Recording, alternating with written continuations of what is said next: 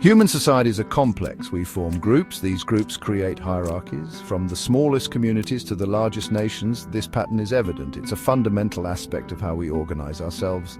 Someone or a small group often ends up in charge. This leadership can be seen in various forms, from elected officials to self-appointed rulers. This is a pattern seen throughout history, from ancient tribes to modern nations.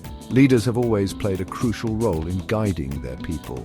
Understanding why we form hierarchies is crucial for understanding ourselves. Hierarchies can be useful. They help in organizing efforts and resources efficiently. They can bring order to chaos. In structured environments, tasks are completed more effectively and goals are achieved more systematically. Imagine a group without a leader. Decisions would be difficult and action might be slow. The absence of a clear direction can lead to confusion and inefficiency. A clear leader can make choices efficiently, especially in times of crisis. Their ability to make quick decisions can be the difference between success and failure. However, hierarchies come with a dark side. The concentration of power can lead to corruption and misuse. Every time power is concentrated, there's potential for abuse. History has shown us countless examples of leaders who have exploited their positions. History is full of stories where leaders use their positions for personal gain, exploiting those below them. This exploitation often leads to suffering and inequality. We often justify hierarchies as natural. Many believe that they are an inherent part of human society, but are they truly inherent to human nature, or are they structures we've created and can choose to change? This question challenges us to rethink the way we organize our societies and the power dynamics within them.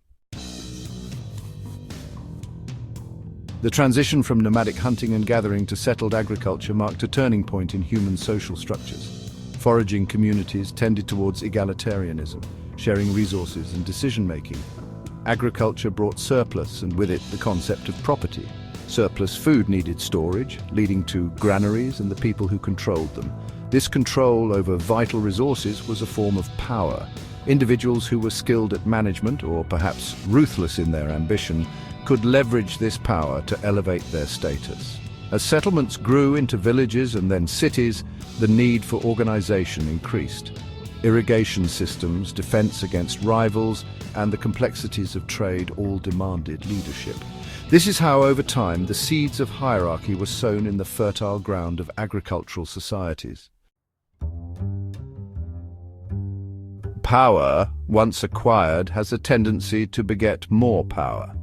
This is a fundamental truth that has echoed through the corridors of history. From the earliest civilizations to the grand empires of the ancient world, the pursuit of power has been a driving force behind human actions. Leaders throughout history have employed various tactics to maintain their positions and expand their influence. These strategies were often complex and multifaceted, involving not just brute force, but also cunning diplomacy, strategic marriages, and alliances. These often involve oppression and conflict, casting a dark shadow over the human story. The quest for dominance frequently led to the subjugation of entire populations, creating a legacy of suffering and resistance. One common method of control is the use of force. Military might was a tool wielded by rulers to both defend their realms and to project their power outward. Armies were amassed not just for defense, but to conquer neighboring lands and people, expanding the ruler's domain and enriching the ruling class. These conquests brought wealth and resources, but also sowed the seeds of future conflicts. This cycle of warfare became a defining characteristic of many ancient empires.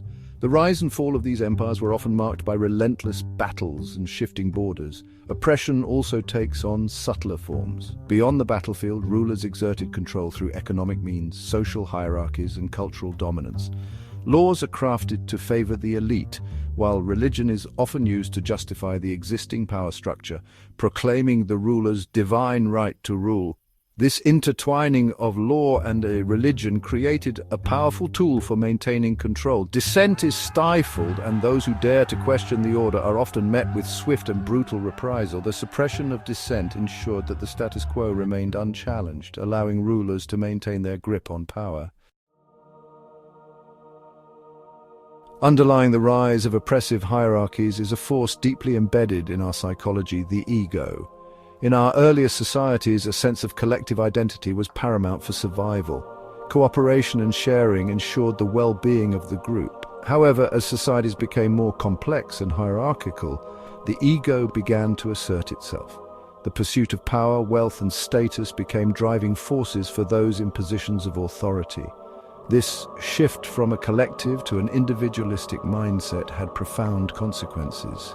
Leaders driven by their egos often saw themselves as separate from and superior to those they ruled. This separation created a fertile ground for exploitation and injustice.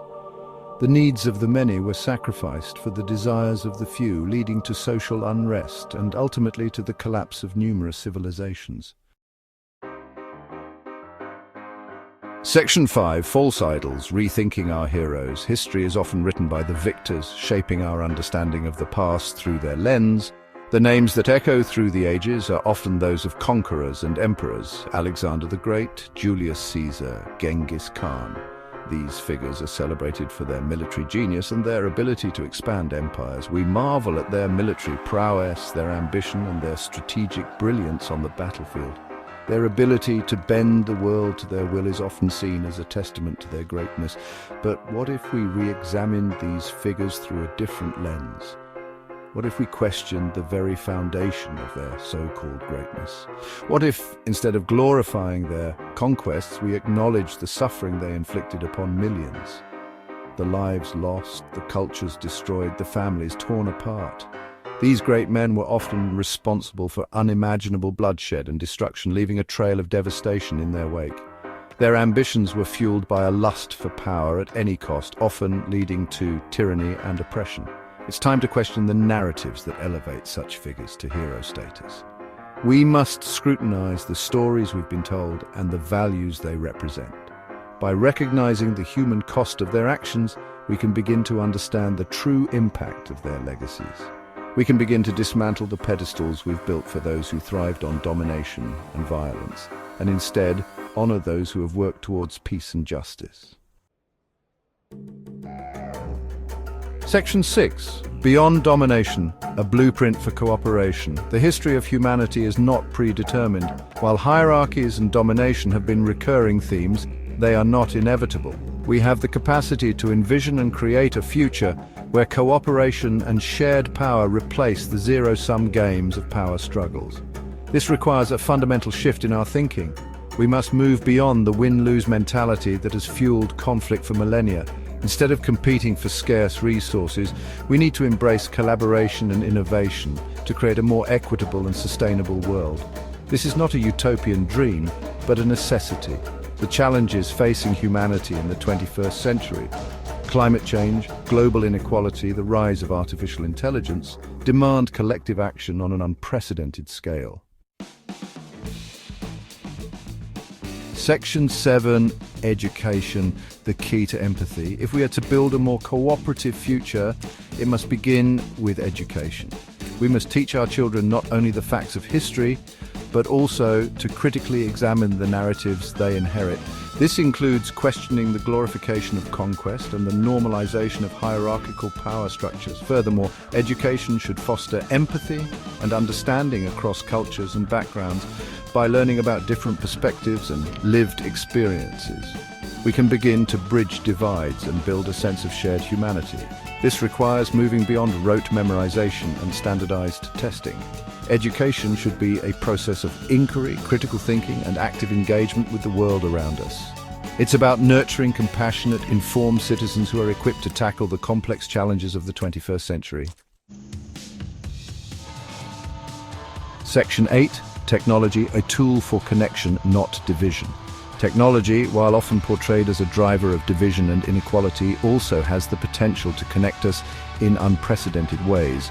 The Internet, for all its flaws, allows for the sharing of information and ideas across geographical boundaries, fostering cross-cultural dialogue and understanding.